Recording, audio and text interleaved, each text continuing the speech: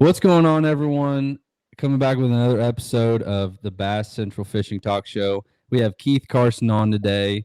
Phenomenal angler, phenomenal guy, and dude, I can't wait to discuss a couple of topics that we have for today. Yeah, man, I'm excited. I'm ready to go.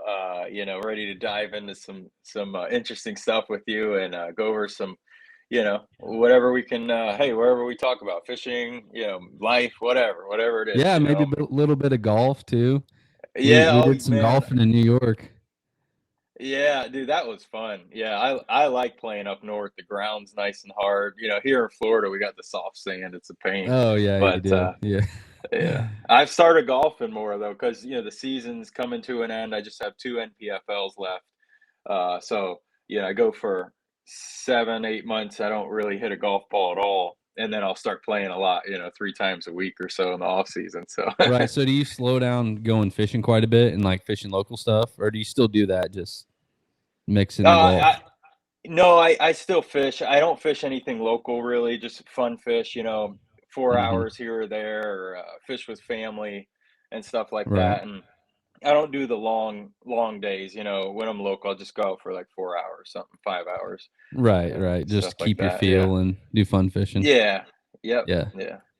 Yeah, that's cool. Well, I've I don't know, I've golfed more this year than I have in a long time. And it kind of started when me and you went in June.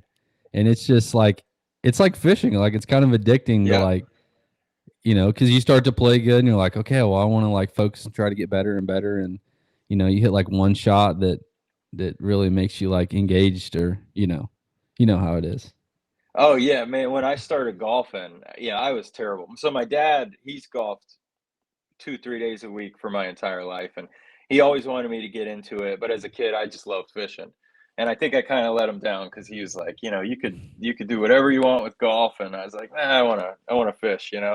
And then in the last 3 years, I started playing like more seriously and actually practicing. And like anyone, when you first start, I'd shoot 110, 115 around, and Yeah. started getting better and better and better. And then as I started to actually get shots, like I could hit a draw, I could hit a fade, I can hit low shots, high shots, then you can manage the course. And Hmm. it's a lot like fishing in that aspect where there's a lot of strategy to the golf course, and where they put sand traps and high spots, and you want to place your ball to set yourself up for the next shot. And fishing's the same way, where the decisions that you make, there's times, like, let's say you have a window where maybe you're going to get a big bite. Let's say, whatever, we'll throw a scenario out there. Maybe you're getting big top water bites late in the day.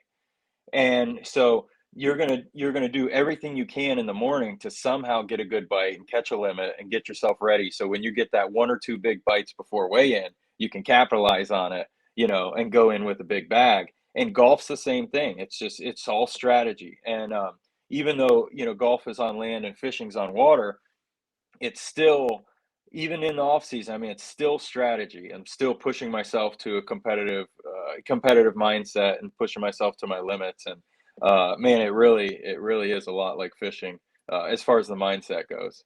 Right. And I think that I've thought about this before, is how you can relate like the technical details and the attention to detail that you have to have in golf to hitting a consistent shot. And I think I can relate that to like finesse fishing and just fishing in general, of trying to put as many fish in the boat as you can, because like in the finesse fishing game for me, it's a lot of attention to detail. It's a lot of, I need to make every fish count, just like you have to make every shot count with golf. And that's something I noticed with you, is like your short game is what excels, it seems like, and it's the Oh attention yeah. to Yeah. detail. Yeah, and you're Yeah. practicing before every shot, like focusing Right. really hard.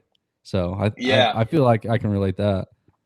Oh, for sure. I mean, it's all about how well you can focus on what your task at hand is. And so in golf, same thing. Yeah, you need full focus on the shot that you're trying to play.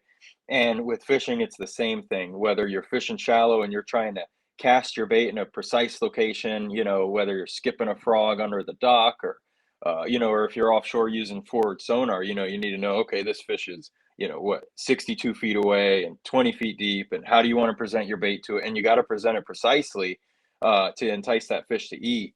And you need 100% of your focus.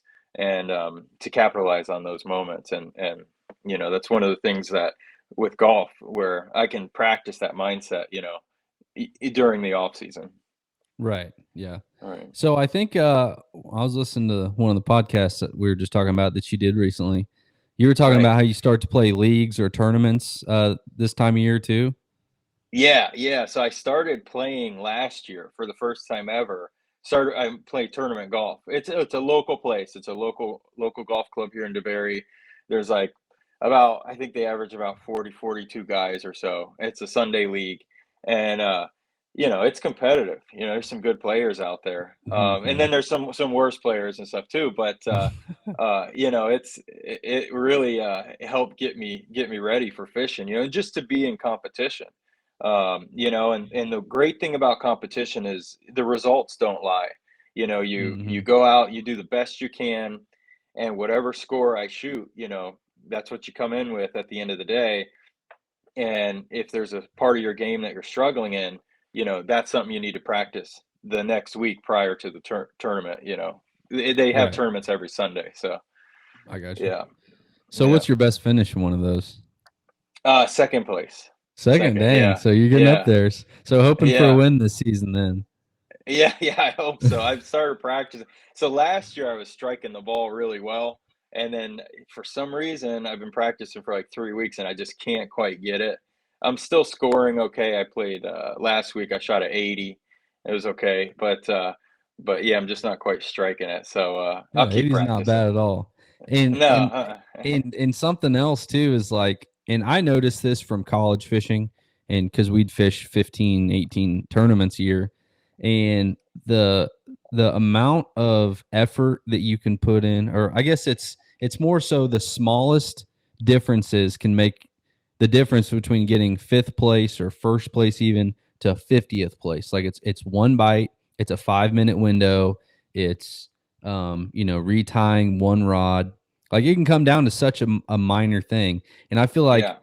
also can relate that to golf. Like if you're hitting one club, terrible. Like, if you're hitting everything else good and then it's just one club you cannot hit that day, it's the same thing. Like you could get a top 5 or you could, be middle of the pack because of that. Absolutely. Yeah, 100%. And it's funny because like with fishing, it really comes down to those little decisions. And all the times throughout the years I look back and somehow I've been lucky enough to make the right decisions often I can make the right decisions when I need to. And how it happens I don't know, exactly. But the Yeah. main thing is I trust my instincts over anything.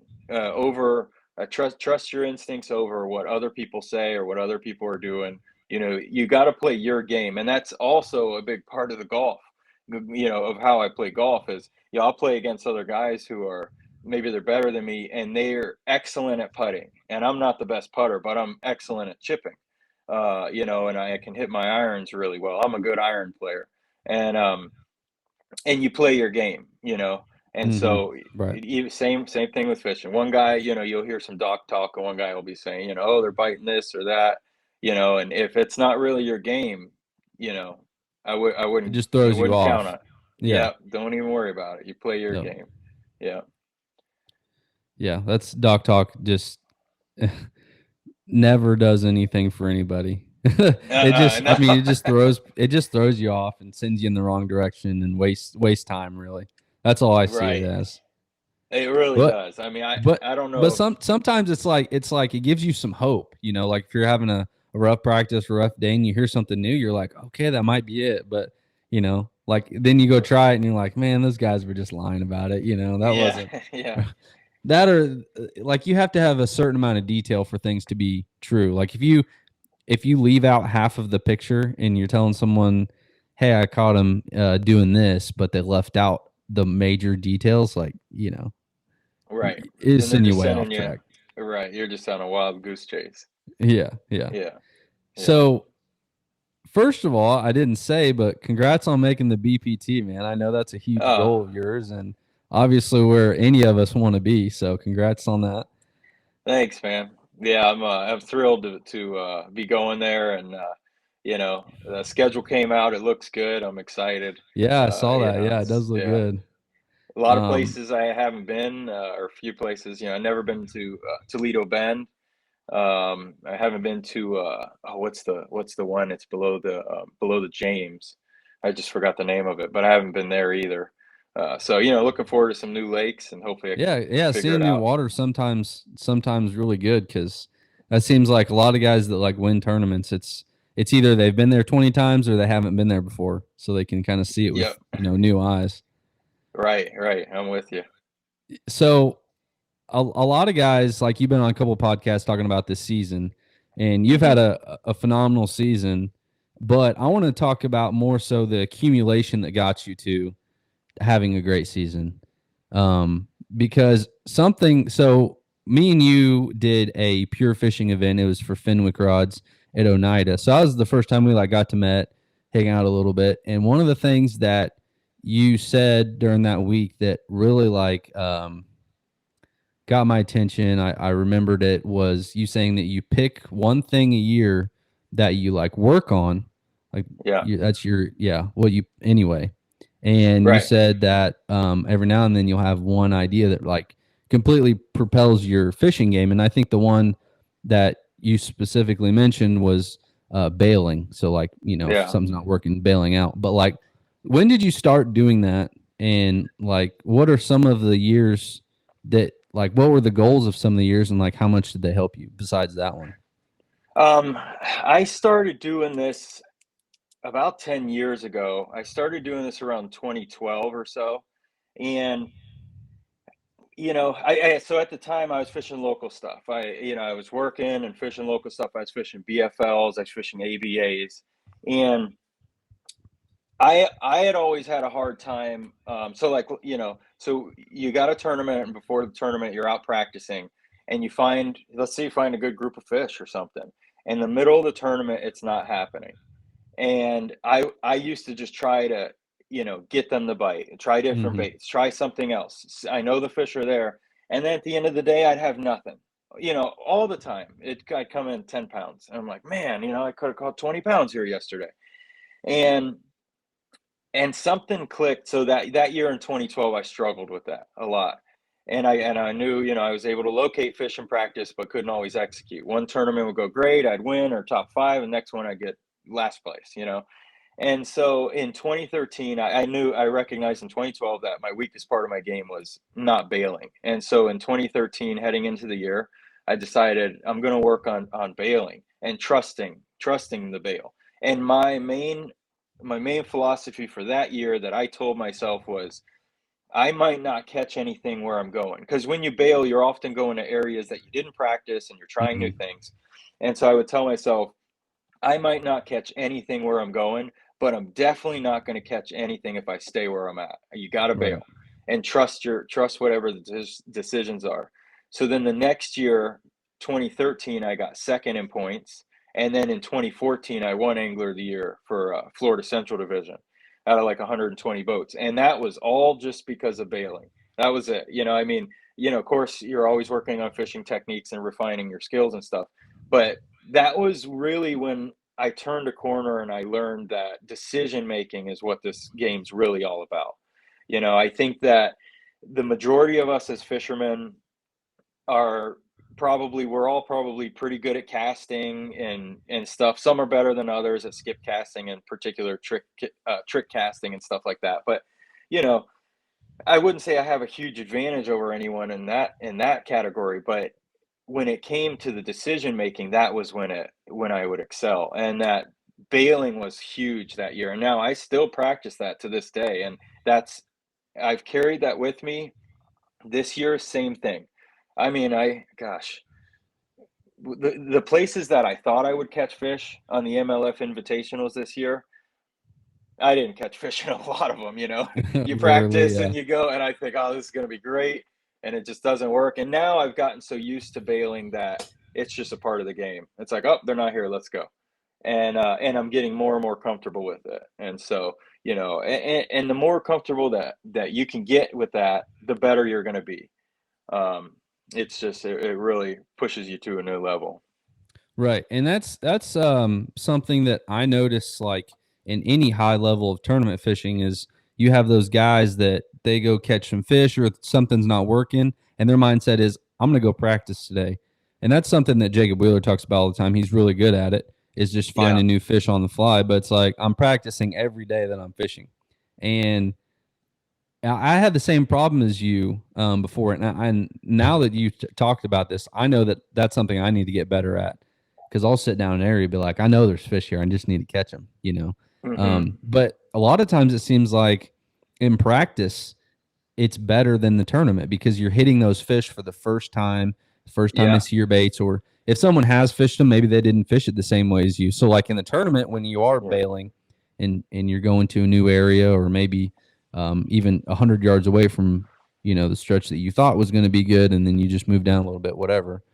Like those fish are seeing your presentation for the first time. So I think that's Right. like a big reason why. Do you agree? Oh, 100%. Yeah, absolutely. The best tournaments I've ever had are tournaments where I find the fish in the tournament and I learn it as the tournament progresses. Right. And that's always the best tournaments ever I can think of. Anytime I've won anything or done really well, um, even Lake of the Ozark, same thing. Just um, I had found some fish, and then my weights went up as the tournament went on. I caught more and more. Just started every day. I'm like, Right. okay, starting to figure something out. Um, and yeah, those are just the best ones. I agree completely.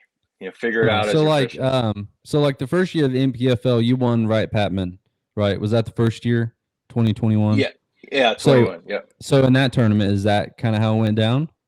same exact thing. Yep. Yeah. So day one, I fished an area, did well. I had 25 pounds, and then yeah, it's a good day. And then so the winds shifted. So I was fishing this island. It's a little island in Wright Patman there, and it was on the north side of the lake. Well, the wind shifted out of the south day two, and I knew. I told myself the night before. I was looking at the weather. I was like, well, that island's going to be beat, and I'm just going to run to the south side, and really didn't know where to go. And I mean, I had some ideas of where I would fish and stuff.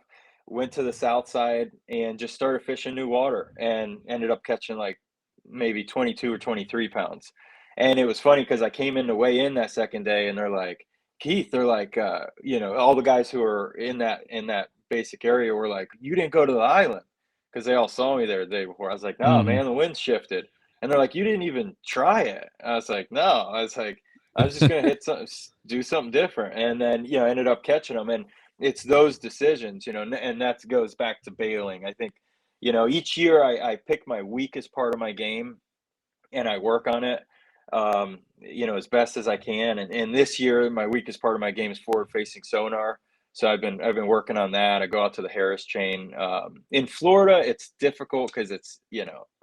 more grass. It just Right. You're doesn't maxed work. out at like Yeah. 10, 12 foot. Right, right. So it's not as, yeah, I'd love to just go vacation somewhere, and some forward facing sonar lake somewhere for 2 weeks and really Yeah. I dial it mean, in. Yeah. yeah, Lanier's probably a close one that would be really good. Yeah, yeah, that's 7 hours from my house. Yeah, I'm 7. Yeah. actually It's going still, there in October. Yeah. oh, dude. Yeah. Yeah. On the way to Okeechobee, our first tournament this year, the invitationals, I stopped there for one day, me and Drew, and we had 2488 on our best five. Those spotted Wow. bass. That's just crazy. Yeah, and they're Wow. all just floating over the middle of the like uh creek channels. So Jeez. Wow, that's awesome. yeah, it's fun. It's Yeah. fun to do that. But yeah. Yeah. So what are like some of the other, like do you have any other I guess things that you worked on that also had a big impact on your game? Yeah, so I mean, bailing was a big one. And then well, there's a lot of stuff I worked on. One of the things that I work on a lot is how I see the water. And so each of us, we get in our boat for practice, and the way the water lays out to you and what you see, we each see it differently. We're all in the same body of water, and we're looking for different things. And we read the water differently. And so I try to be really open minded. And one of the main things I've been working on is throughout practice, I'm trying to have a broad view. And one of the ways I guess that I think about it is I think of having like a camera, like there's a camera, you can zoom in on something and you can zoom out for a wide angle. And throughout practice, I try to stay zoomed out. It's I'm not precise on anything that I'm looking for necessarily. Everything's fair game, and I'm open to anything that can come into play. And as practice progresses, that zoom slowly starts to close in, and hopefully by the tournament I'm really zoomed in, or another way of saying it is dialed in. You can get dialed, but if I'm not dialed for the tournament, I still try to have that somewhat zoomed out focus to where being in an open mindset. One of the things that's killed me in tournaments before is having a closed mindset and you know just saying just wanting to do something my way, Hmm. or forcing something to happen when it's just not happening. Right. And Or so saying the water is like 62 degrees and you're like, okay, I am bed fishing this week. yeah, Not yeah. doing that. Right, yeah, Yeah. even if they're not up yet or something. Yeah. Right. Yeah, right. So definitely work on that mindset, how I see the water, and how it lays out to me, and just to try to make the right decisions. So Yeah. in relating that to like you're practicing, um, so will you like go fish different parts of the lake and see like where you get the most bites, kind of just what stage they're in, and then as the tournament kind of comes along, you try to really dial in um exactly like where they're at, or like certain stretches or stuff like that. Like are you trying to find fish in to have a general idea, and then like you said, like bailing almost, like to where you just get to run new water as the tournament goes on? Yeah. So that is what I do throughout practice. I'm trying to find fish in general areas and not get too dialed in on anything. Um, and just try to have an idea of where they're at and where they might be going to. I'm always looking at the weather forecast. What's the weather going to do? What's the weather today or on a day of practice? And how's the weather going to be in the tournament? Will it be similar? Things like that. And just trying to find fish in a general area, and then go back and dial it in the tournament. And that's part of that, having that open mindset, because in times I know that when I've had practice where I feel like I'm really dialed in practice, Mm-hmm. I sometimes have terrible tournaments because I'm catching them one particular way and I'll stick to that particular way too long. When really all I had to do was maybe back off and pick up a finesse worm instead of frogging or power fishing or something. Right. So by just finding fish in a general area and then go in the tournament and just fish, just have a couple rods rigged up, just fish and see, you let the lake reveal itself to you. It'll tell you what to do if you let it and don't Right. force it. Yeah. And I know Yeah. what you mean too, because I've had a lot of tournaments where it's like, okay, I got this school and there's no way that I'm not going to catch 20 pounds off of. And then you go there in the tournament and you get like, a couple pound and a halfers to bite. And you're like, I know they're sitting there. How can I not catch these fish? But the longer you sit there, like you said, you're just killing yourself. And like even Yep. Kevin Van Dam at Saginaw Bay, he was in Wildfowl Bay catching fish on all that offshore grass. And on the final day, so he had a really big bag on the championship day number one. Then day number two, he was fishing like where his largemouth were biting. And he was like, Right. I know I could sit here and try to catch some more fish, but he's like, that would be losing. I would be accepting a loss if I stay here. Like, I got to go try Right. something else and see if I can make something happen. Yeah. Yeah. That's exactly it. Yeah, He same knew that if he exact. stayed there, yeah, it wasn't going to happen. Time to go. Right. Even Yeah. if you can cool up a little bit here and there, like, yeah, I know what you mean. But it's such a hard thing to do, especially I think with live scope now, because people can see all these fish down there and they're like, man, if I could just get them to bite, and they Yeah. sit there and rotate baits and, try to wait it out. And I do see that sometimes catch fish because they'll say, oh, I sat on a spot all day and they bit for 30 minutes and I got 15 pounds or whatever. But more Right. times than not, it seems like it's a bust. You have to find Yeah. fish that are active because there's always fish active on a lake somewhere. Yes. Yeah, 100%. There's always somewhere you could find a school that's active and just crush them, you know? And just finding that school is, yeah, it's so hard to do, Yeah. at times. But but if you do, man, and you get on it, it's game over. Oh, that's Yeah. the crazy days. Like you had 25 pounds at Wright Patman. I mean, that's kind of deal that is. Yeah, That's yeah. crazy. Just That's a giant bag. sometimes it just happens. Yeah. It's like crazy. You get out there and you don't know what to expect or what's going to happen, and next thing you got a big bag. It just and I noticed too, a lot of times for me, I get big bites like back to back. That happens a lot.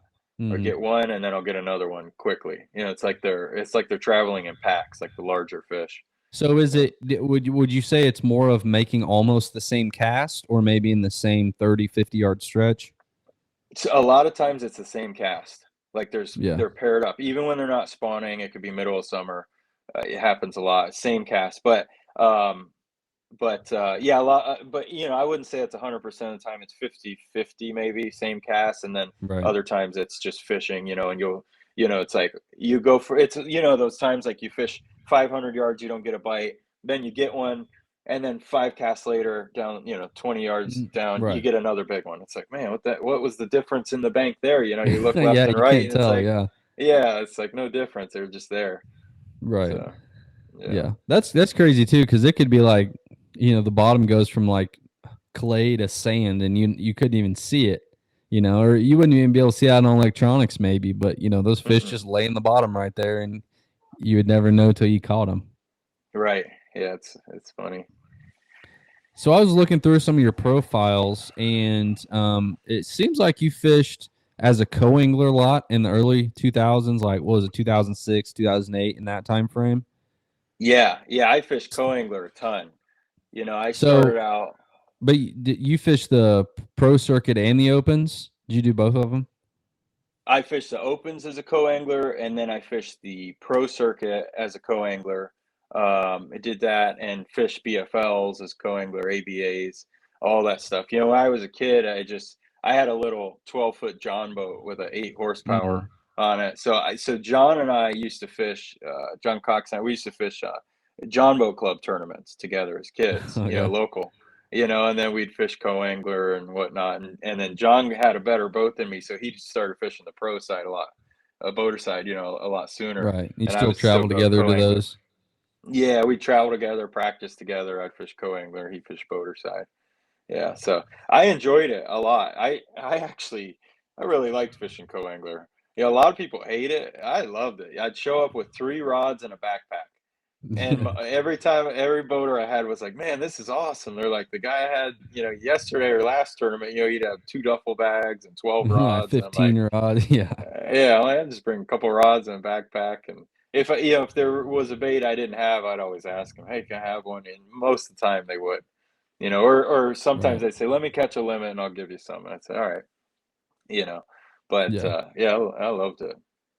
So, did you learn like a ton of things that got you propelled into being that like that? I guess from 2013 to now. I mean, did a lot of what you learned from those guys help propel you to that? Oh, 100%. Yeah. Yeah. I learned a lot. And then I taught John a lot too, because growing up in Florida, we fish shallow.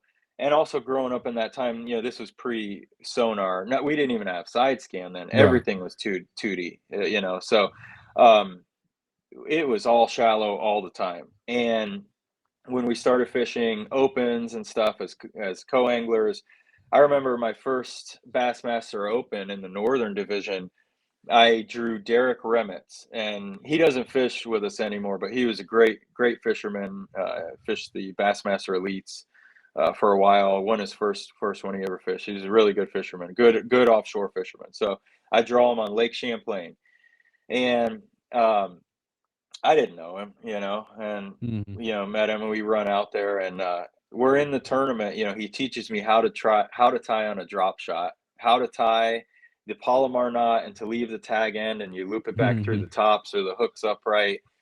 He taught me everything in the middle of the tournament, and I think we caught over 100 fish that day. It was Oh it my was so gosh. much fun. Yeah. Yeah, it was unreal, and I was hooked, and I fished Kentucky Lake offshore with as a co-angler. I fished so many lakes and really learned a lot, and you know, kind of helped John with the offshore, you know, do fishing offshore a little bit. But Right. I'm more likely to fish offshore than John is because of my co-angler days. You know, I've seen it. I've seen what it's like when you know my boater or pro would pull up to a school of fish on Kentucky Lake and it's fire and it's like cast after Hmm. cast after cast, You're like, and I'm like, man, I got to learn how to whoa, do this. yeah, yeah, 100%, yep, yeah. So yeah, I mean it helped a lot, you know. And then in 13, I fished nothing but boater and pro since then, you know, Right. for 10 years. Yeah. Well, because, and the reason I asked that is because it seems like now, like it's either you have to fish as a co-angler to learn those skills and learn from different people, or fish in college because there's starting to be a lot more college guys that make it up there to get that Right. experience. But it's like one of two ways. I mean, almost everybody fishes as a co-angler. There's like, it seems like there's very few professionals who didn't at one point fish as a co-angler. Be Yeah, I and agree. I heard Justin Lucas not too long ago talking about it, and he said that's whenever he really learned like attention to detail, because like if his boater would like be getting bites on something or maybe miss a couple bites, he would start changing up all kinds of stuff and like catch those fish behind people, and he usually like would beat his boater because of that. So like it seems like everybody had that path. Yeah, I think you're right. You know, I know Brian thrifted. He was a great Yep. co-angler. And you know, I learned so much. And one of the big things I learned was I watch where my pro would make every single cast, and I would never cast where he did, Right. unless like you know I thought I saw something move or whatever, and then I'd throw in there, but not usually. You know, so I'm casting everywhere he isn't. And man, just you know, you pick up so much fish that way, so many, and you also learn where the bites come from, and then so you learn where his bites come from. You know, if he's targeting like high percentage areas, points, and things Hmm. like that, and then you learn where you can pick up bites in between. So now fishing as a professional, I can easily target high percentage areas, and then I know which cast to make in the lower percentage areas that might produce a bite. So I'm Hmm. getting to the point where I'm not wasting any casts at all. And I mean, that's drastically changed the way I fish, you know, after fishing co-angler for many years. Right. I think that game's a lot different now because you have guys that are just offshore. They're out of reach of the bank. And so Right. I think it might be more so like you watch your pro up there throw at a brush pile or a stump or something, and they reel up and make another cast as a co-angler. You should probably make the same cast he just made with a different bait. Because, like, Right. there might be nothing for forever, but you're throwing to the piece of cover. Exactly. Yep. so, Yeah. so I don't know if you could get all those same lessons today as you could whenever you did it. Yeah, I don't know if you could, you know, probably not with forward sonar and stuff. Because back then it was more drifting, you know, and Hmm. even offshore, you know, it's more you had your waypoints and you know where a guy could go sit on a waypoint and make a cast, but there was still a lot of drifting. I remember a lot of guys use drift socks when we'd smallmouth fish.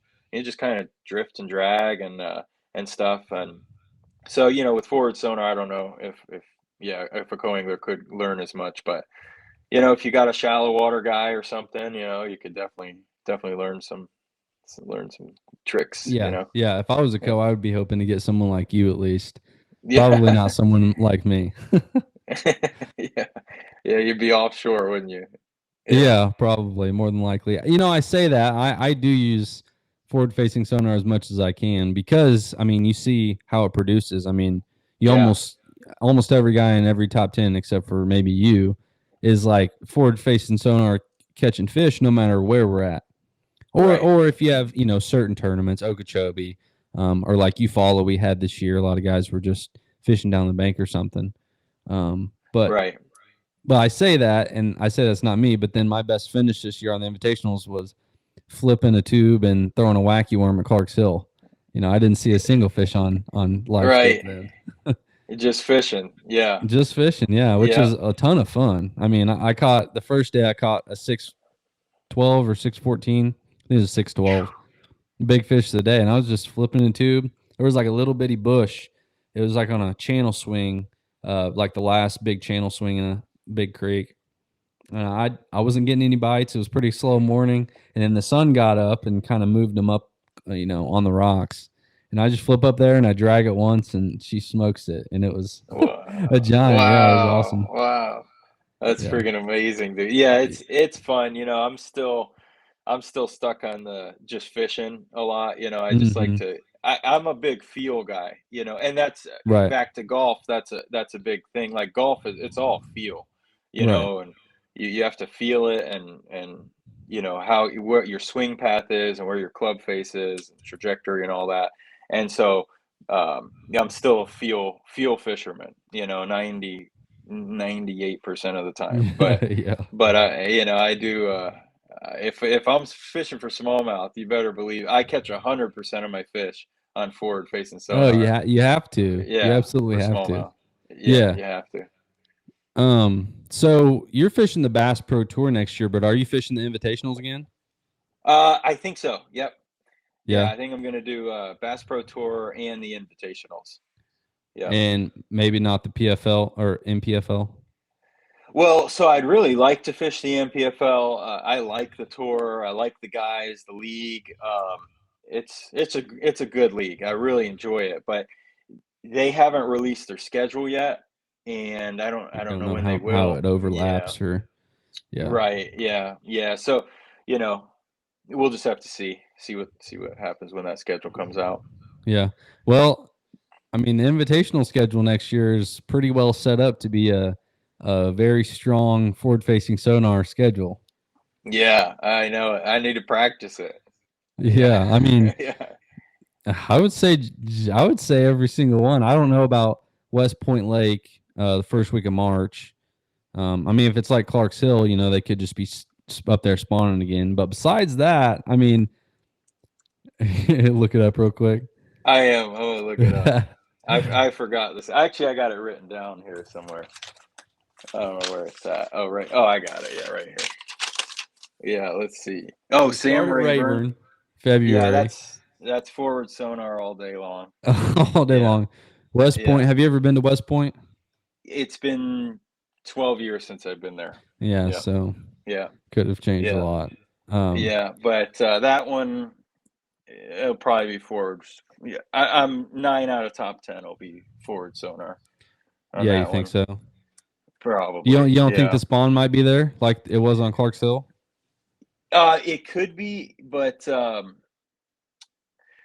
yeah, I mean, it just depends if it's a little bit warmer, they'll be coming in, but there's a good chance. I think that lake's a lot deeper and stuff. Hmm. Like it might be later, but I don't know. It's been so long since I've been there. I'm not sure Right. on that Might one. take longer to yeah. It And then might, yeah, Kentucky Lake, this is just speaking from the Toyota that we had this year in the Plains division. Um, I would say 8 or 9 out of the top 10 were forward facing sonar catching wow. them. Even in April, Even they were spawning, yeah, they were spawning, and wow, those one or two guys I think were flipping, but they were in Barkley flipping the flowers. And yeah, then the other, yeah, I mean, everybody else. I mean, I was 13th and I was fishing similar to how a lot of guys caught them, but yeah, it was like fishing. A couple guys were catching smallmouth on beds, but they were on bars, so they're using 360 and live scope, and then I know a lot of guys were just targeting cover around spawning areas, stumps or brush or whatever it was. But yeah, forward facing sonar still kind of dominated. But wow, also the water was kind of low. It wasn't really the point of it's a bush flipping tournament. So I right, mean that obviously had something to do with it. So that could be depending on the water level.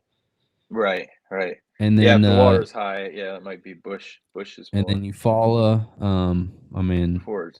Yeah, it'll be brush and schools offshore. I mean, I know that there's grass and some guys catch them shallow hmm that time of year. I don't know. I just know it'll probably be dominated more so offshore. Yeah, I mean, Eufaula, it seems to always be one in the brush piles, no matter what Mm, time of year it is. right. They're gonna, Yeah. especially Yeah. Well, I especially think a May. Toyota series, like they had an elite tournament there, like late May. And then 2 weeks before it, this was like 2 or 3 years ago. 2 weeks before, there was a Toyota and I think the guy won on a 10XD around the same time that Wow. we're going. So it's always Yeah. offshore. It seems like, Right. Right. and then obviously Yeah. your two smallmouth tournaments. So Oh yeah. June, Champlain, they'll be I guess spawning. that could be a sight fishing tournament. Oh yeah. Oh yeah. I That's won't be the doing that that. that's the only one I think I'm really looking forward to is Champlain. and So then of the and then times you've been to Champlain, has it ever been a bed fishing tournament? Or you've been that early? mm-mm, No. never, never. Yeah. I went up there a year ago for fun on July 4th, and I just caught a ton off of beds. And you would think it'd be too late, but it wasn't. Or it wasn't Was like this? they were I mean, it was a everywhere. lot of males though. Yeah, lots of males, but you could catch like 18 pretty easily. Yeah, big Dang. males and stuff. Yeah, I know a few females here and there.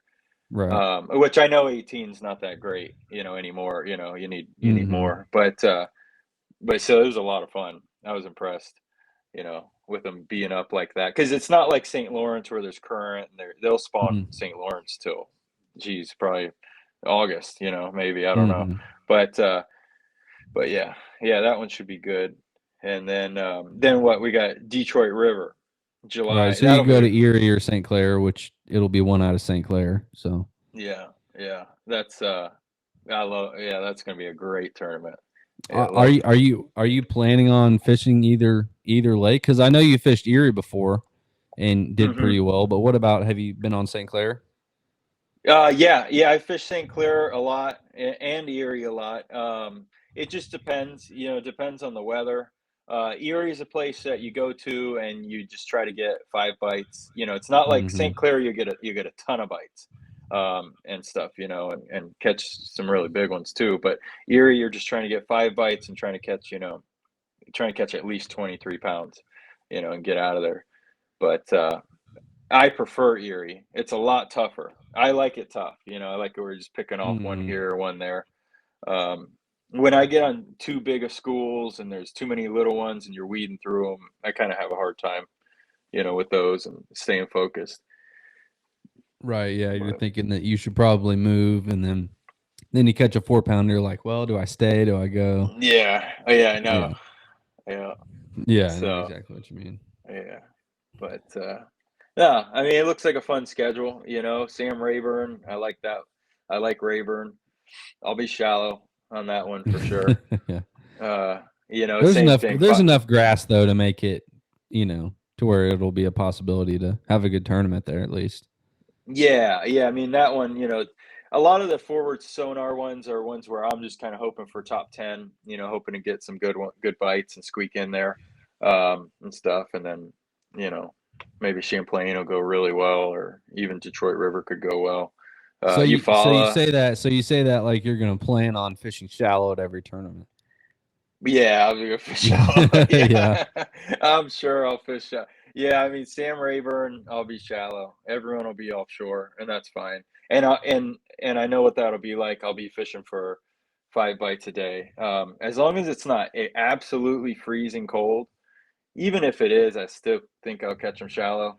Um, and then yeah, West Point, I'm not sure about. It's been so long since I've been there. I don't even have an idea where I might fish on that one. But yeah, you know, I mean, I could do okay shallow, but I don't know. I'm still practicing my forward sonar game. I'm gonna be practicing that all fall. I'm be Yeah. going out on Harris. Yep. So there's a oh, I can't remember what it was called, but it was a small chain of lakes. Me and Drew fished it right after Okeechobee, and one of the lakes had super deep hydrilla. It was really clear, and we caught them middle of February out there in the middle, just roaming around on a swim bait and an eco rig. That's Uh, Winter Haven chain. yeah, yeah, Yep. yeah. I Yeah, think yeah, yeah.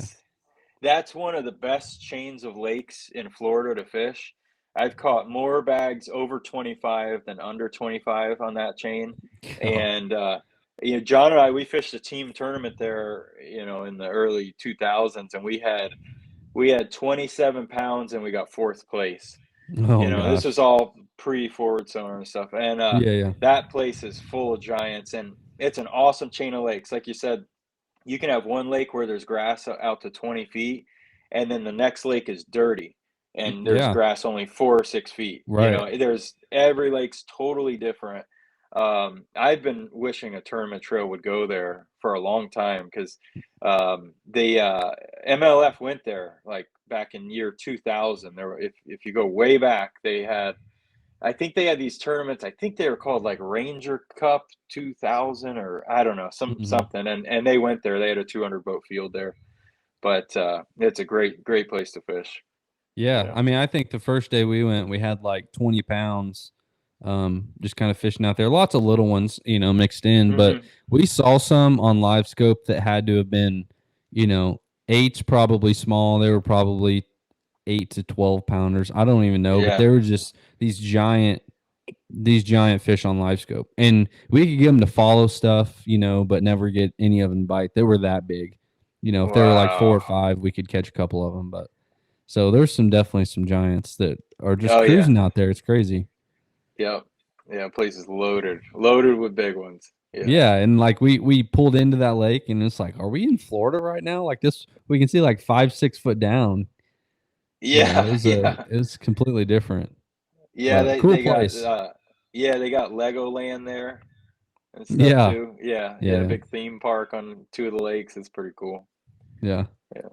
We had a little ditch in the mouth of one of those lakes where the canals come out, and we fished there 2 days in a row. So both evenings, they were just like hundreds of fish. They weren't very big, but they'd be schooling, right there at dark. Like there would be a drop off where that canal came out, and it was crazy. There was a lot of fish in there, for sure. But yeah, just catch like 50 of them probably. Yeah, yeah. There was a Yeah. lot. So another thing, like to go with like the mental aspect philosophy, Yep. is I heard that you say that you have been reading like philosophical books or just I don't even know what kinds. I just want to hear from you, like what have been the best couple books that have helped you out, or if you have favorite authors or whatever. Yeah.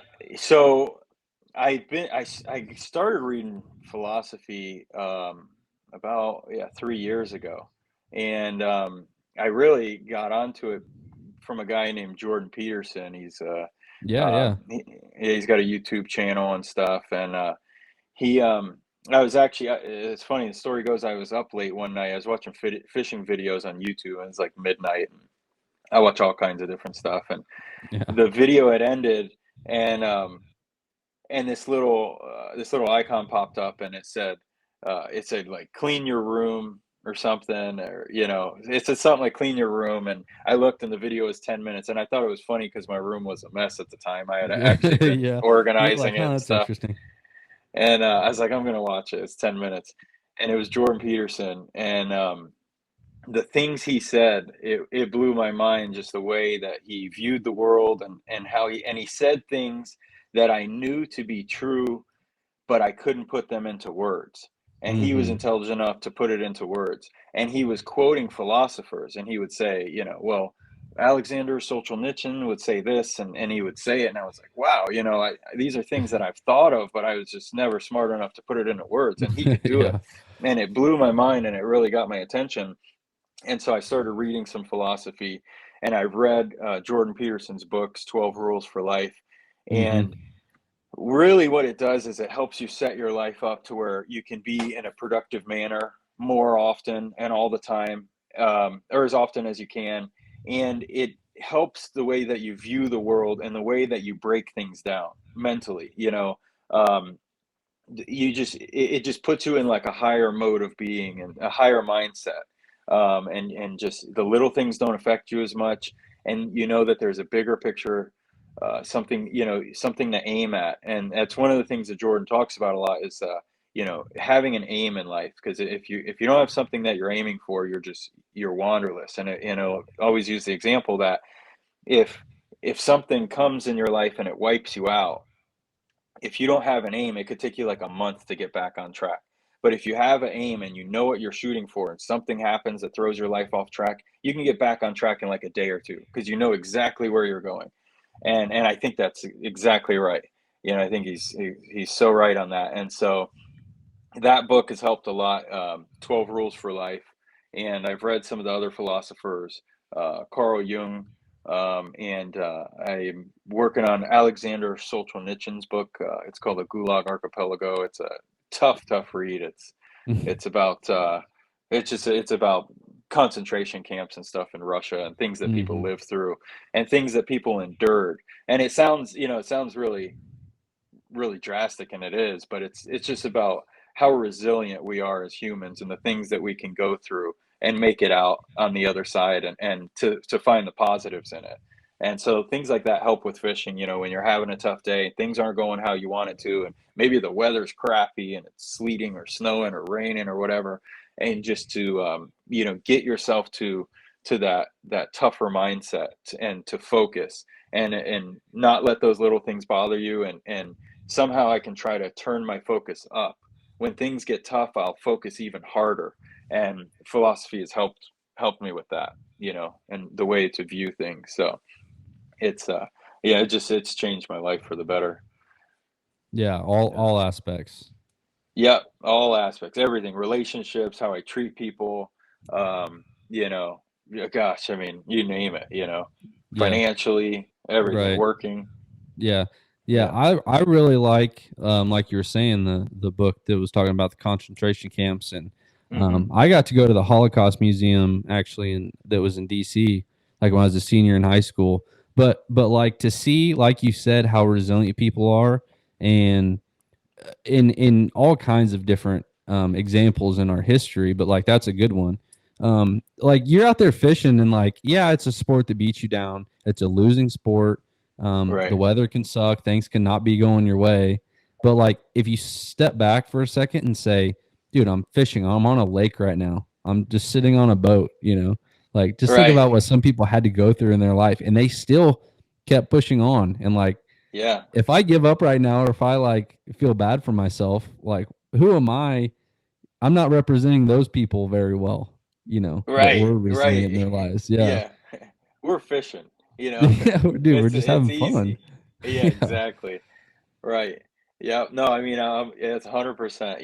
We're just fishing, and other people live through a lot worse things and been through a lot tougher situations. And it's funny though, because in our heads, we can blow it up, like because when you're in competition anyway, you can Hmm. blow things up and make them seem Right. worse than they are, and things go wrong, and trolling motors break, and you fling an ear on your prop on your way to your first spot, and all those little things, and can really throw your day off. And it just helps a lot by having the right mindset. And when something goes wrong, now I'm just like, oh well, gotta Hmm. gotta fix this, gotta fix that, and then my day's been shortened, but so what? I still have time to make it happen. Right. And staying in that mindset just helps tremendously. Because if Yeah. not, if you get to that negative mindset, your day's over. The chances of you catching fish and salvaging your day are very, very slim. Very Almost slim. zero. Almost zero. Yeah. Yeah. Yep. Yeah. Yeah, and that's one of the things that's about, like, positive manifestation, where Hmm. you need to believe that you're going to win. If you believe you're going to win, the chances are you're probably not going to win. But if you believe you're going to win, you might win. But if you don't think you're going to win, you're definitely not going to win. For Yeah. sure, you're not going to win. You know. Yeah. So there's this book called How Champions Think, and I'm think I'm about halfway done with it. I kind of put it on pause a while ago, but um, this guy's like a mental coach, and he helps with athletes. So like golf was his biggest sport that he was into, but he helped like LeBron and um, Tiger Woods at one point, Phil Mickelson, a couple other guys. But like that was one of his biggest points, was like you have to. He said that an exercise that he made his athletes do was picture themselves winning the PGA Tour Championship or whatever it is, or the NBA Finals. Like, picture yourself winning that, and picture what, like, after yourself holding the trophy. Like, you need to put yourself like in that position that like I've won. I did good enough to where I could win this, and Yeah. yeah, that's the same exact thing. Because another big thing was Rick Clunn. He came and talked to our college team a little bit, and he was huge on philosophy, and like he went to Marine boot camps for civilians. I don't even know what you call that. Like, Wow. and all the things that he would think of is like crazy. You're like, dude, we're just fishing. How do you think of all this philosophy type stuff? And Yeah. that was one of his things, was like being positive, using intuition, but being positive. And a big story that he had to like outline that was he used to guide down on Rayburn or Hmm. somewhere in Texas. I think it was Rayburn. I think it was. Yeah. Yeah, and he said that he had this um, client, or maybe he was like a client of a client, so the guy hired him to take this guy out, or and he said he had the worst attitude and he would never catch any fish. And so one day he brush pile fishing in the summertime, and he had this one that was like close to a bridge or something, and he threw up there, caught like a 5 pounder. He's like, okay, dude, like they're there, cast right there.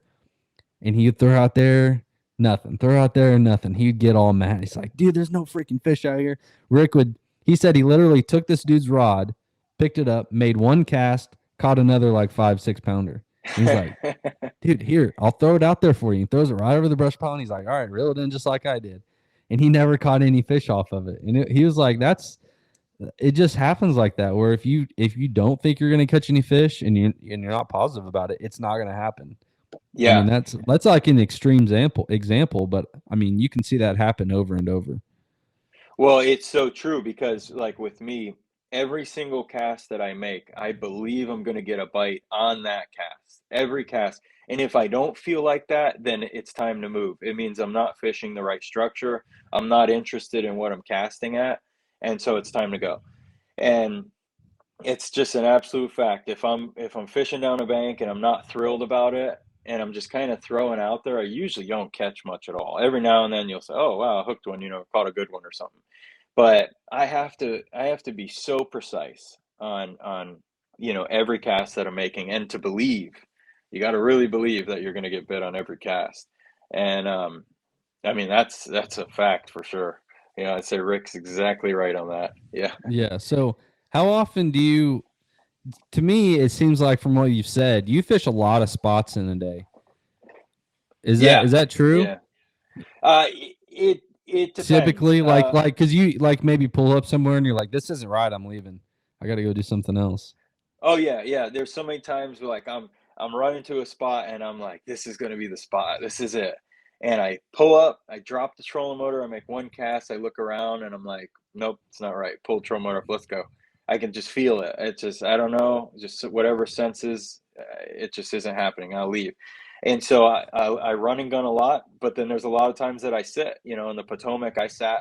I didn't move a whole lot. I ran around some in the morning during high tide and stuff, and then I would just sit and wait for the bite to happen. And on Gunnersville 2 years ago, I would fish one brim bed and I wouldn't move all day. I'd power pull down and I wouldn't move. And it was so funny because what was happening was there was a huge school of fish. Like they had these brim all corralled, and the bass, giant bass, like all over 4, 5, 6 pounders, they would just be around the brim bed sitting there, and I could not get them to bite. But when one bass went in, they would all go in, and then I'd catch back to back 5 pounders, and I'd sit there for an hour, nothing, Yeah.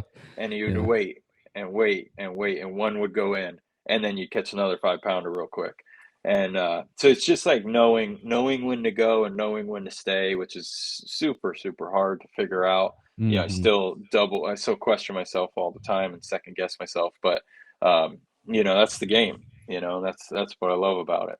Yeah. So how do you find brim beds like that? Did you see them with your eyes, or do you scan them, or No, yeah, I always see them with my eyes.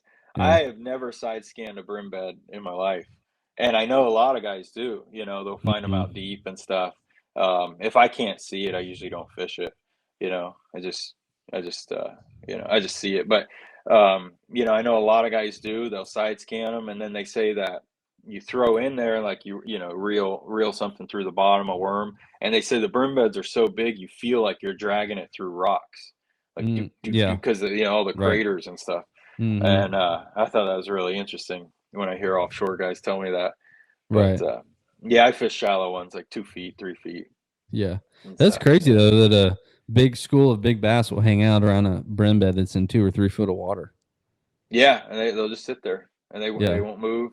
You So control was there right grass through them. around it? Were they sitting like in the grass around that? There was a little grass, but it was mostly there was some lily pads nearby, Mm, but they would go sit in the lily pads, and then it was mostly sand because there was old brim beds that had gone away. So it I was got like you. mostly sand. It looked like a Hmm. big sandbar, and man, they'll just sit there, and you can't catch them. There's nothing you could do to get them to bite when they're not active.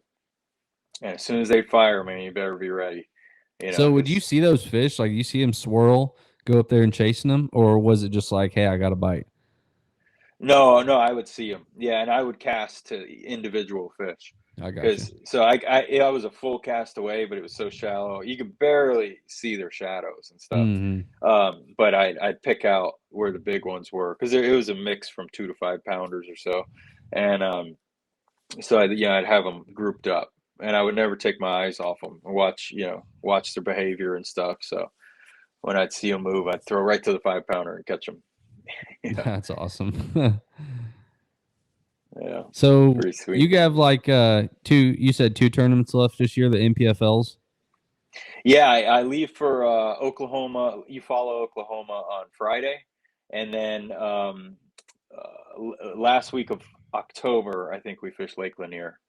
You follow So Oklahoma. So what's your? I mean, without trying to give away your game plan, like what do you expect yeah, at that one? Because we got to see it in April. So right. I think it's going to be a really tough tournament. yeah, it Um, has to be. yeah, like I think it's going to be super tough. I mean, it was honestly it was kind of tough in April Mm, for me. yeah, Like even though the weights were good, and a lot of us caught good bags, 16, 17, 18 pounds, you see a lot of, I mean, geez, what was it? 14 pounds a day. I don't think got a check, right? Was it? no, yeah, I think day one, I want to say I had like 14, 13, and I was in like 44th place. And I was yeah, like, same. holy Because I cow. think I was right there. I had like 14-10, and I was like 50th or 50 something. Yeah, I mean that's good weights, but on paper the lake looks really good, but I Hmm. think I caught like 6 fish that day, and I was talking to other guys, and a lot of them were giving similar reports where they're like, I'm not catching 20 fish a day, catching seven or Right. eight, but Hmm. there's just good quality. So anyways, I mean October, I think there's going to be a lot of guys that probably don't catch a limit. I might be one of them, I don't know, but Yeah. if I could just figure something out to grind it out somehow, whatever it is, I'll be fishing shallow, I'm sure, but yeah, I'm gonna fish some of the areas I fished in April and see if they're still there, but I'm not expecting the same weights that we had in, Hmm. for the MLF in Oh, April, for but sure. Yeah, yeah, they were too. it They might were only too take. good. What did it take to win ours in April? Was it 18 a day or somewhere around there? Yeah, it was pretty high. I want to say it was like maybe 19. 19 seems high, but Yeah, I'm it gonna go look does. now. Let's see. Eufaula, Kelly Jordan had 16, 17, and 22. So he had Wow. 57, 57 3. Wow. Yeah. So yeah, 19 a day. Yep. Yeah, that's that Yeah. giant bag on the last day helps, but Oh yeah. Yeah. I don't think it'll be like that. I mean, I probably maybe 50 pounds will win, 52 or something. yeah, that's You still pretty know, good. I mean, the population isn't that great. Like you said, you're not going to catch a ton of fish in their day, but there's pretty good quality. I mean, good that's quality. something that Yep. yeah, because like in practice last year, I caught a 5 pound smallmouth too, which is really random because I never saw any smallmouth besides that one. And then I caught like Wow. a 6.5 pound largemouth that I didn't even mean to set the hook on, but it just kind of happened. But I Yeah. mean, I heard a lot of 5 and 6 pounders get caught when we were there last time. Yeah, no, that's one of the great things about that lake is there's good ones there, and I was lucky enough. I caught day two was my best day. I had 17 something, and I had 4.5 and a 5 or 5.5 that day. So Dang. there's good What did quality, you catch them on? That because the I first day caught you were bed fishing, right? And then the second day you weren't. no, so day one I was bed fishing, and yeah, I had the 14 pounds, and a lot of the fish I had on beds were gone. And a lot of the fish I had on beds, guys beat me to them. My boat number was Hmm. like 139. I went to a 4 pounder, guy was on it. Went to a 4.5, guy was on it. Went to another four, guy was on it. I was like, oh man, I spent the first 25 minutes just running. And so then I went over to a 5 pounder that was spooky, and it was there and it was just as spooky. I just couldn't even get it to stay. It was gone. Hmm. Couldn't catch it. So then I went around I was like, well, I just need to catch some fish. So I just went and caught some 2.5s off the bed. And I ended up catching my best fish was on a dock, just throwing a wacky to a dock, caught like a 3.5 or something. But yeah, I struggled that day. So then I bailed and went way up into the dirty water up there, and I just flip bushes, and was just flipping all And day and that's how you had the chatterbait. 17. Yeah, yeah, yeah, throwing all that slobber knocker and all that stuff, and yeah, and that was better. And then day two or day three, it just was dead. I think I had two Yeah. fish for 3 pounds that day. That Yeah, happens. yeah. So when did you practice up the river, like where you ran to catch them day two? Yeah, yeah, I practiced up there. It wasn't great. I thought I could catch 12 to 13 a day, maybe or so. And again, not a lot of bites, very tough, and stuff. So I thought, well, let me just go up there and see what happens. And I got lucky and got two really good bites, and then the third day is dead. So, yeah, I've only fished there the 3 days of practice and then the 3 days of the tournament. So, I got something to go off of, but I definitely don't have a ton of knowledge of that lake for Hmm. sure. Right. So what about the last one? Uh, MPFO. Lanier. Never been a Lanier. Oh Never shoot. been there. Oh, that was October. You said you're going to be there in October. That's what that was for. Yeah. Yep. Yeah. Yep. Yep. So never been there. Excited to go. Not exactly sure what to expect. But I know there's some giant spots there, so I might be out there chasing them. Yeah. Yeah. October, I feel like, it's not going to be far enough along for them to be like grouped up like they get in the wintertime. But I feel like there's still got to be schools of them just chasing Yeah. bait because that's just what they do. It's got to be But out it's there. especially October. You're gonna Yeah. have shad. It's gonna be fall fishing. Yeah, they probably gonna be schooling, fat as can be. Chasing Hmm. shad. So yeah, it should be Yeah. should I'm be pretty I'm good. fishing the Toyota Championship on Table Rock. It's the first week in November, and it's just going to be they're going to be so fat chasing shad and I mean, they're anywhere from like 15 to 100 foot, that time of year. So, Wow. oh yeah, Wow. it's awesome. I'm pumped. I'm pumped for it, man. Yeah. Oh yeah, believe it. Yeah, that's you fish there a lot, huh? Yeah, I mean, Yeah.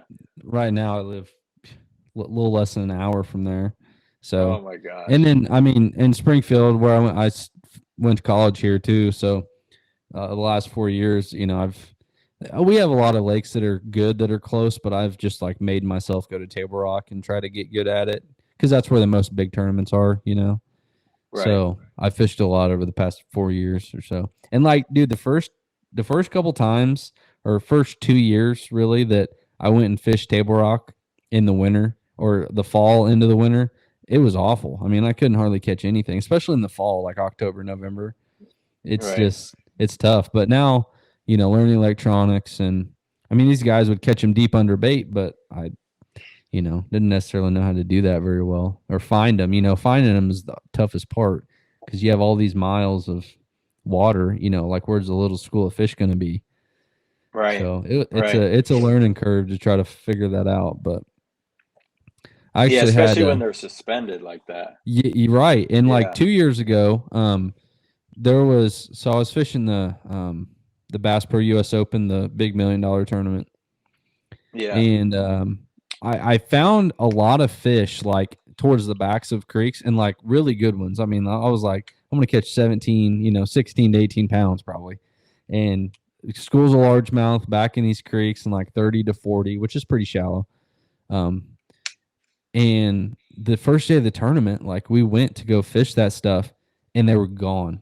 And I just started idling from the back of these creeks out to the mouths. And there was two creeks, both a mile and a half long, that I idled from the back all the way to the front, and there was zero fish in the whole creek. So they swam a Wow. mile and a half overnight out of there, Yeah. which is Yeah. it's insane that they swim that much. But when you think about it, they don't care what's around them. They're just looking at the shad and following where they're at. And so Yeah. the wind and current have a big effect on, you know, where they're at, but not always. I mean, they can just swim and leave too. So it's Right. Well, it's crazy, you know, because like I'll always think when they move like that, like move a mile or say mile and a half overnight, I just think that's mhm. crazy, you know. But really, if they're swimming at a say a leisurely speed of 3 miles an hour, well, they'll go a mile and a half in 30 minutes, you Right. know? Yeah. Yeah, it's not very long, you know? No. So Yeah. so you know, it always blows my mind, but then when I think about it, I'm like, I guess that's just what they do, you know? Right. So Especially if they're following a giant school shad, like, you know, that's just cruising. They could go 10 miles overnight, no problem. yeah, easy. Yeah, they could Yeah. just be on the other side of the lake, and we have no idea, you know. And Yeah. then And the then guy who's over there is like, "Man, I killed him today." yeah, You I know, just all saw my some fish. birds diving. I just saw some birds Yeah, diving, went over there and caught 20 pounds. Okay, whatever, man. yep, yep. Yeah. Yeah. Yeah. It's Yeah. crazy. It's a different world. I mean, like Table Rock's, you know, 200 and something foot deep, and they can get down there 100 foot. So I mean, just think how much water that is. All the creeks, the main lake, and that's a lot of water to look through to try to find fish sometimes. Oh yeah, yeah. I mean, I don't know. It seems overwhelming, you know. Yeah, for Yeah, sure. yeah, Yeah, it is. yeah, So, yeah. oh, I thought I had some. I think I went through all my notes, honestly. I was mostly interested in that philosophy stuff, which was pretty good. I mean, because like to me, and I've noticed this over the years, like watching pros, whatever, is that all of the top guys, not all the top guys, but a lot of the top anglers have that Hmm. kind of mindset. And then you have the couple that are just like, oh, I'm going fishing today. I don't know. I'm not that prepared. I'm just going to go Right. see what it looks like and go fishing. But when like you see the majority of anglers, like most people are like that. They're like, "Oh, I'm just going fishing today," and there's a few people that are have that mindset, you know. So it seems like you're increasing your chances of winning or making it to the next level of where you're at if you focus hard on trying to. It's not even like getting better at fishing. It's about, like you said, getting better at life and Yeah. prioritizing and staying productive, like in everything you Yeah. do. And I mean, that could be little things of like organizing tackle, doing a little bit Yeah. more research on the lake you're going to, you know, whatever it may be. But that can add up over time for sure. Yeah. And Well, you know. Oh, sorry to cut you off. no, I was no, go just gonna ahead. say, you know, it's funny because I've I've I've gone so many different directions, all the things that you're talking about, as far as organizing and researching lakes and stuff, and each angler, you know, we need to find the balance that works for us, Mm-hmm. because I've researched lakes too much, where it's too much information, and now because of live and different things, there is too much information for every Right. lake out there, I would say, in my opinion, for me. Now maybe there's another angler who can easily process through this information. They can watch however many hours of live, 20, 40, 80 hours of live, and they can process through it and they can break it down so it works for them, and that's great. You know, for me, I can't. I need to do. I do a lot of research, but not too much to where I'm overloaded with information, you Mm-hmm. know, and I find what I think might fit my game, and try to take pieces of information from that. um, but yeah, I mean, you know, you want to be organized, and as best you can. Organization's a huge thing, because when that idea goes off in my head, I'm out there in a tournament, I think I should throw that. I know right where it's at, and I can get to it in 20 seconds or whatever, you know, Right. tie it on. That's a big deal for sure. But you know, it's about finding that balance, you know, and having if you can get your life set up to where it's working well off the water, things go better on the water, and you can have a clearer mind and know that things are at peace, you know, at home or wherever. um, you know, that plays a big role too, you know, Mm-hmm. so you can maintain focus while you're out there. Right. Yeah. Yeah. And like you said, that's something that I have definitely noticed and changed in me is like learning a lake and taking information on it or whatever. And more often than not, if say someone's like, "Oh, you got to go try this spot that I caught him in the past," and then you do a bunch of research and see how people caught him there in past tournaments and whatever. very rarely does that like play. Or if a tournament Yeah. like Elite Series or a BPT or whatever it is, if you go watch the show and see where they caught them, it's never one in the same place twice. No. Extremely rare cases is Yeah. that the case, and it's usually Right. always something brand new or a brand new area that doesn't hasn't played before or a brand new technique. It's always something like that. So like in college for me, like I was like, oh, I gotta put in as much time as possible, like watching all the shows and everything, and to an extent, like learning the lake that helps a Right. lot. But and I think in the long run, it hurts like saying, "Oh, well, I got to go try this spot. I got to go try this spot. I got to go throw this bait that he was throwing," and then you're Right. not because you're ignoring the conditions that you're under right now. What's the water level? You know, if the wind's blowing the same direction all week, maybe it moved the fish to that side of the lake. Like, there's a lot of little things that probably are not the same condition wise as it was for that one tournament.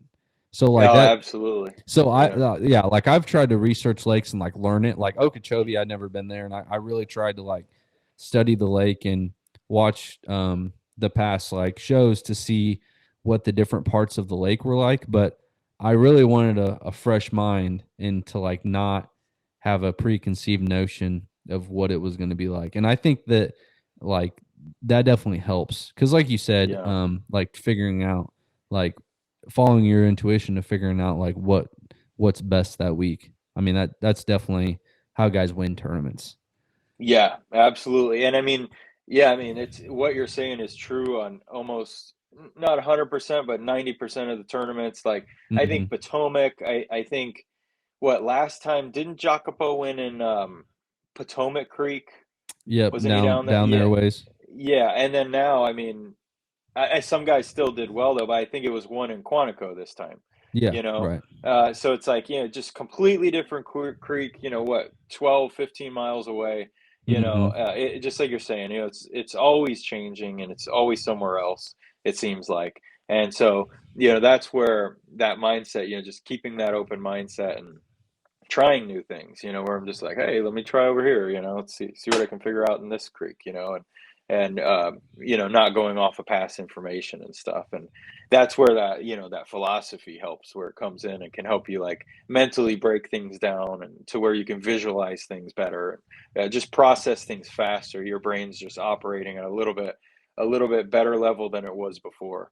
And all you can really do is improve yourself every day, and it's the more you can improve yourself, the better you're going to get. And it's you'll have exponential success as you begin to improve. That those improvements will compound, and you'll just get better and better and better. And it helps everything. Right. Yeah. And it shows. Yeah. Yeah. Oh yeah. Yeah. You'll know it. You'll know it for sure. Yeah. Right. Your success over the Yeah. past couple years is like definitely accumulation of all that mindset over time. Yeah, yeah, it really has helped. I had fished well before. I had read Jordan and other philosophers and stuff. But I'm starting to do better and better, as time goes on. And so, if you're interested in Jordan Peterson's 12 Rules for Life, that's a great book. It has nothing to do with fishing, nothing at all. Well, it does actually, it does, but Yeah. it's just about life and stuff.